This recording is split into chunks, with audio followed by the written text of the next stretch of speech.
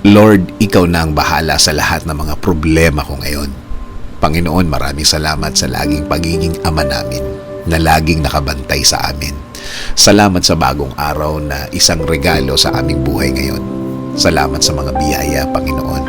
Kami ngayon ay nag-aalala, nasa gitna ng isang sitwasyon na hindi namin na-imagine na mapupunta kami, Panginoon. Nag-aalala kami, Panginoon, dahil ang apektado ay hindi lamang kami, kasama na ang mga mahal namin sa buhay. Inaamin po namin, Panginoon, na hindi namin alam kung paano po nagsimula ang problema na ito. Kung paano po lumaki, bigla na lang nagpakita na ngayon ay malala na, Panginoon.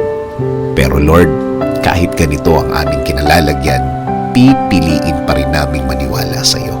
Patuloy kaming magtitiwala sa inyong grasya because we know that no problem is too big for you, that anything is possible for you.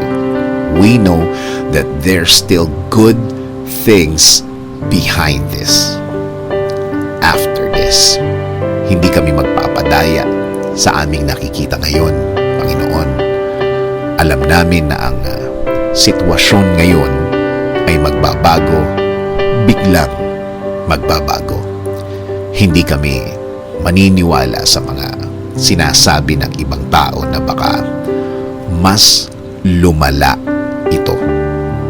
Kakapit at maniniwala kami sa inyong pangako na isuko lang ang lahat ng ito at kayo'y magsisimulang kumilos, Lord. Na kayo ang mangingibabaw sa lahat, na kayo ang masusunod na plano ninyo at hindi yung amin ang masusunod. Because we believe that your plan is to prosper us, not to harm us. Your plan is to give us hope. Your plan is to give us a good future. We will submit, we will offer, and we will surrender, Lord. Sa inyo kami palagi lalapit at palaging kakapit, Panginoon.